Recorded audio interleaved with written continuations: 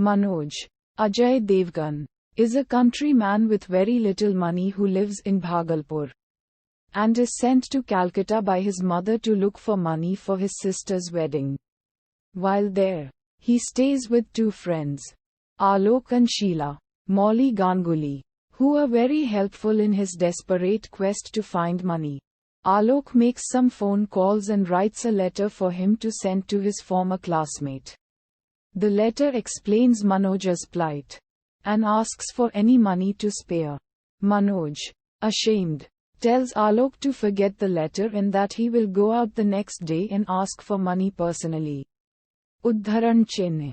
The next morning, Alok tells about his career. He has gotten quite wealthy as a producer for TV serials.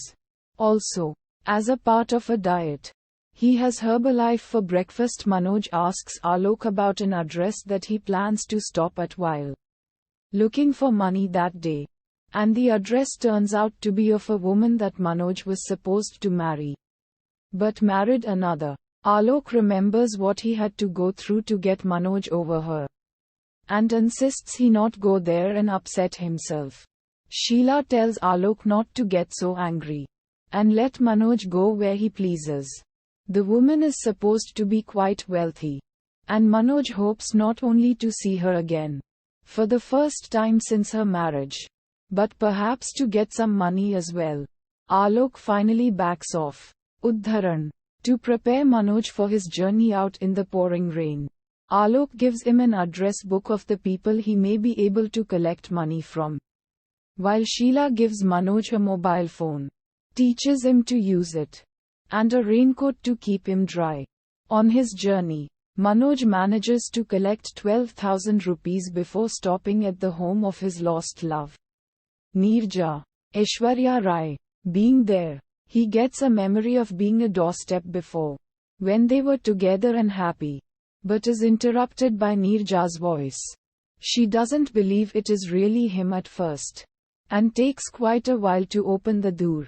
When she does, she tells him that she fell asleep, and warmly invites him to stay and sit until the rain stops. There is no one home. Neerja's husband is away, and the servants are out playing cards. While sitting, she tells him that he has changed. His hair is missing. He's gotten dark and lost weight. He asks for her to switch on a light so he can see her better, because she does not look well. And she leaves, but forbids him to follow her in the rest of the house. She brings the light and shows her face, free of bruises or black eyes, and assures him that her husband really loves her. He asks her why she wears such an expensive sari around the house, and she says it would just sit there otherwise, since she never leaves the house. Neerja is very paranoid. She never opens the door for fear of burglars in her dangerous town coming to invade her wealthy home. She says her husband is away to Japan on business and offered her to come, but refused because of a fear of being locked in a bathroom and not knowing English. Manoj laughs and tells her she hasn't changed a bit. The doorbell soon rings and Manoj insists on answering it. Neerja gets very afraid and urges him to let it be because she doesn't want to be seen home alone with another man while her husband is away and for word to get to him. He starts to answer the door anyway and she gets very upset. So he sits down. Manoj has a flashback of him getting very sick when he hears of Neerja's marriage. He was still very much in love with her at the time. Later, Neerja asks what Manoj does for a living and he says that he produces serials. In fact, he is the owner of the company. He tells her that he and his mother live in a 2-story apartment and that she should visit some time. Of course, this is far from true. He has a flashback of him bringing his mother a portable toilet, just so she won't have to walk far to use it. Neerja asks if he is married, and he hints that his mother has a girl set up. Neerja doesn't seem pleased. Another flashback reveals that, although very sick from a fever, Manoj had an outburst about Neerja's engagement, demanding it be broken off. He tells her that he can support her. He'll find a way. Back in the present, Sheila calls him on his mobile to see how he is and if he has eaten. When Neerja asks who it was, he says that it is his secretary. Neerja asks about her looks and her knowledge. And when Manoj tells her she's pretty and fluent in English, she becomes jealous. She accuses him of flirting when she asked if he has eaten. Then realizes she has neglected to feed him. He says that there's no need and he takes Herbalife. But she insists on going out to get him food. For the food in the house she doesn't think he'll like. She tells him to answer the door for no one. Takes his raincoat and leaves. While she is gone, he has a flashback of her engagement. And him begging her one last time not to marry. And to stay with him. It is interrupted by a man at the window. Begging to be let in to use the bathroom. Manoj reluctantly lets him in. But after he uses it, he refuses to leave. Suspicious. Manoj confronts him and he reveals that he is the landlord. The landlord mistakes Manoj to be a renter of the space. And Manoj asks him why a couple so rich would need to rent. The landlord then reveals that Neerja and her husband are not rich at all.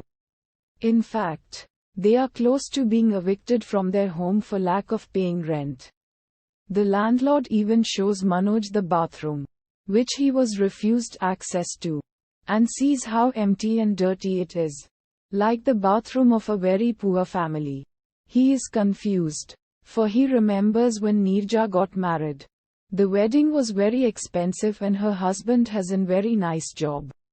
The landlord reveals that he lost it in a scam, and has been a conman ever since, scamming others for money. The reason he is not home, and the reason Neerja never opens the door is for fear of bill collectors and those who want to throw them out of their home. Very alarmed, Manoj gives the landlord the 12,000 rupees he had collected to pay 3 months' rent and makes the man promise not to throw her out immediately, and to call him if he ever does reach such a decision. The landlord leaves. Manoj writes her a letter telling her that he now knows the truth and what he has done to help her. He also says that had they been married, he would have done so anyway. He puts the letter under a sofa cover. Neerja returns and says that the shopkeeper was sleeping and she had to wake him up, which is why she took so long. He eats the food she brought and continues to lie about his profession and lifestyle while she grows upset. She says that she feels trapped in the house and that she wants to go far away, even if she gets stuck in the airplane bathroom. Manoj says that even if that were to happen, someone like him would be there to let her out. She doesn't want to be given false hope and starts to cry. He comforts her and she sits down and continues to ask about his business. She also tells him that they are going to be moving into a bigger house and that he should come to visit when he returns. He eventually asks to wash his hands after eating and once again, she refuses him to see the rest of the house and goes to get him a finger bowl. He rinses off his hands and wipes them on the sofa cover, which Neerja scolds him for. He apologizes and he tells her to have it washed. Manoj returns to Alok and Sheila. And Alok is quite upset to hear that Manoj managed to lose all of the money he collected. But Sheila calms him down. Before Manoj goes to sleep that night, Sheila comes into his room to give him a letter she said she found in the pocket of the raincoat. In the envelope are golden bangles along with a letter. Confused, Manoj reads the letter, which is from Neerja, saying that she is glad he let her borrow the raincoat that day, because she found the letter in the pocket of it. The letter begging his friends for the money he came to Calcutta for. She scolds him for not telling her his troubles, but tells him that she's giving him her jewelry to help him out. She says that if they had gotten married instead, he never would have refused to take her jewelry.